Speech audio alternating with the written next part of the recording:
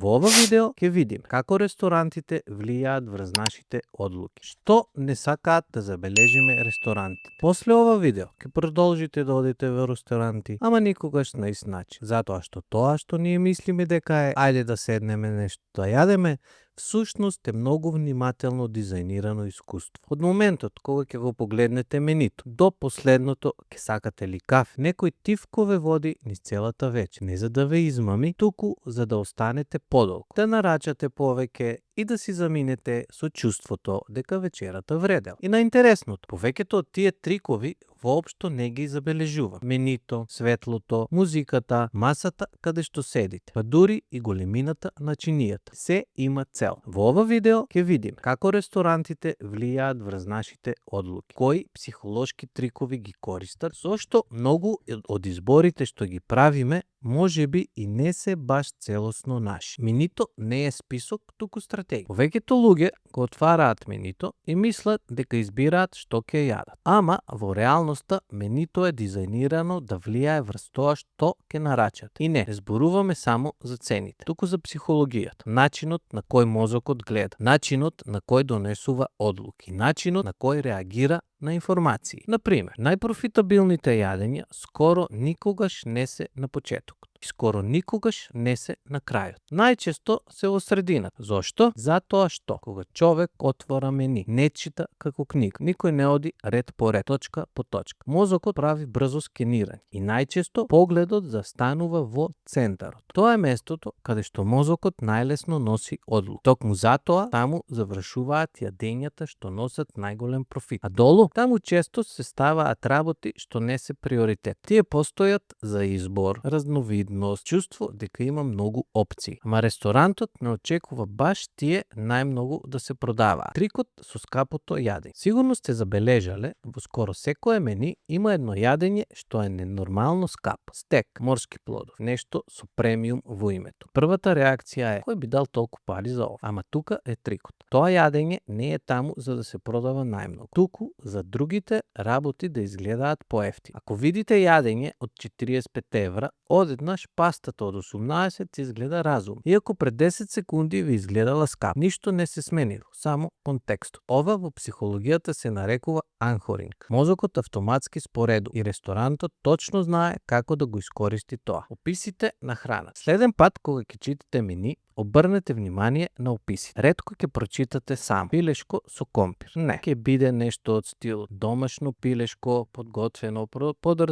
по традиционален рецепт на баба. Крема сос со автентични медитерански зачини. Рецепт инспириран од старите кујни. Овие зборови не даваат многу конкретни информации, ама создаваат чувство, топлина, носталгија, доверба. И мозокот реагира многу повеќе на емоција, отколку на факт. И затоа домаш, традиционално, автентично, по набабати рецептот, се едни од најмокните зборови во ресторанскиот маркетинг. Зошто луксозните ресторанти не ставаат слики? Интересно е што колку еден ресторант изгледа по премиум, толку помалку фотографии има во менито. И тоа не е случај. Кога има многу слики, мозокот чувствува дека некој се обидува нешто да му продаде, како реклама. А кога нема фотографии, се случува нешто интересно. Ние сами си замислуваме како изгледа храната. И во нашата глава таа речиси секогаш изгледа подобро од реална слика. Фантазијата продава подобро од фотографија. Токму затоа многу луксузни ресторанти имаат минималистички менија, малку текст, без слики, едноставен дизајн. Тоа создава чувство. Ова место не мора да се докажува. Трикот со цените. Сте забележале ли дека во некои ресторани цените немаат валута? Нема денари,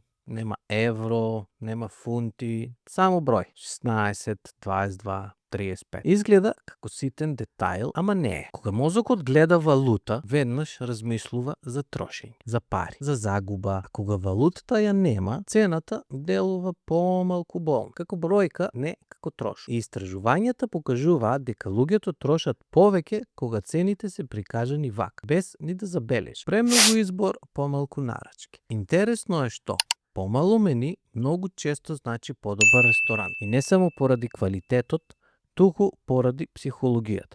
Кога човек има премногу избор, мозокот се заморува, станува потешко да донесе одлука. Затоа најдобар број на јадења Во една категорија е некаде помеѓу 7 и 10, доволно за избор. Ама не толку многу што човек ќе се изгуби. И затоа некои ресторанти намерно држат кратки менија.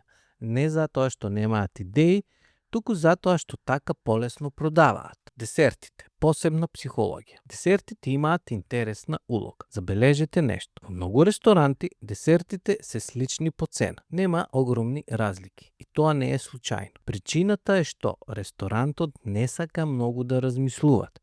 Туку брзо да кажете, ај по еден десерт. Кога цените се блиски, ризикот изгледа мал. Секој избор делува добар и мозокот многу полесно кажува да. А уште поинтересно е што десертното мени често не го добивате на почеток, туку на крај, кога сте опуштени, кога сте најадени и уморни од носење одлуки. Тогаш мозокот најлесно попушта. Каде седнувате не е случајно. Повеќето луѓе мислат, каде има место, таму седнуваш. Ама во подобро организирани ресторани, распоредот е многу внимателен. Например, луѓе без резервација често добиваат маси до влез, до кујна, до тоалет или на побучни места. Подобрите маси обично одат за редовни гости, за резервации или клиенти што остануваат повеќе. А има значење и со кого сте излегли.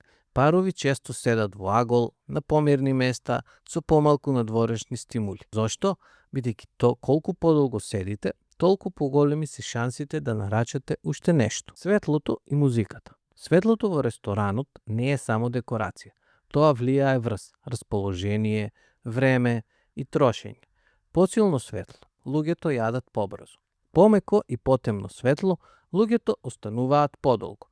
И тоа директно влијае на заработката. Истото важи и за музиката. Бавна музика еднакво на побавно чувство за време. Побрза музика еднакво на побрз ритм. Некои истражувања покажуваат дека луѓето пијат повеќе кога музиката е побавна. Затоа лаунч ресторантите скоро никогаш немаат агресивна музика. Целта е да се опуштите и да останете колку се може подолго. Чекањето е дел од искуството. Сигурно ви се случило да поминете покрај ресторант и да видите редица луѓе надвор и автоматски да помислите: ова место сигурно е добро. Тоа е social proof. А некои ресторанти многу попаметно го користат тоа. Затоа некои места намерно немаат резервации. Чекањето создава очекување, вредност и чувство дека местото е барано. А дека чекате, често ве носат до бар, каде што ќе нарачате пијачка, ќе го разгледате менито. И психолошки веќе сте влезени во искуството на ресторантите. Интересно. Келнерот не е само келнер. Во добар ресторант, келнерот не е човек што само носи храна, туку човек што влијае врз одлуките. Например, кога ќе нарачате нешто, често ќе служнете: одличен избор. Тоа е едно од најпопуларните јадења. Ова не е случајно. Тоа е validation. Одеднаш се чувствувате сигурни во изборот и шансите да нарачате уште нешто растат. Особено кога келнерот создава пријателски разговор, доверба, чувство дека ве разбира. Тогаш многу полесно прифаќаме препораки. Особено за вино, за десерт или за кафе. Бесплатните работи не се баш бесплатни. Некогаш ви донеле лепче, намаз, грицки или нешто од куќата. Изгледа како љубезност и делумно е, ама има и друга причина. Многу од тие работи се солени, лесни и прават да ожедните, што значи повеќе пијачки, повеќе нарачки, повеќе време во ресторантот, големината на чинијата. Еве нешто што звучи смешно, ама е научно докажано. Јебе изедеш микрофонот. Големината на чинијата менува како мозокот ја гледа храната. Исти 300 грама во мала чинија изгледа многу. Во голема чинија изгледаат малку. И затоа ресторантите многу внимателно избираат форма, рап, длабочина и големина на чиниите. Не за естетика, туку за перцепција. Некои ресторани дури користат пошироки рабови на чиниите, за храната да изгледа по-полна. Што е најпрофитабилно? Повеќето луѓе мислат дека најголема заработка носат стекови, скапи меса, морска храна. Ама не, најпрофитабилни работи често се пијачки, десерти, пасти, пици, салати и хамбургери или бургери. Зошто? затоа што состојките се ефтини. Подготовката е релативно лесна, а луѓето многу лесно ги нарачуваат. И така излегува дека ресторантите не продаваат само храна, туку продаваат искуство, продаваат чувство, продаваат психологија. Менито не е само список, светлото не е само декорација, а музиката не е случајна. Келнерот не е само сервис. Се е дел од систем што тивко влијае врз нашите одлуки. А на интересното, повеќе од овие трикови не ги ни забележуваме, ама тие функционираат. И следен пат, кога ќе седнете во ресторан и ќе кажете, ќе нарачам само едно, завршите со предјадење, пијачка, десерт и кафе. Барем ќе знаете дека тоа не се случило случајно. Ако ви беше интересно видеово, оставете лайк. Тоа многу му помага на алгоритмот и на каналот. И пишете ми во коментар кој ресторански трик најмногу ве изненади.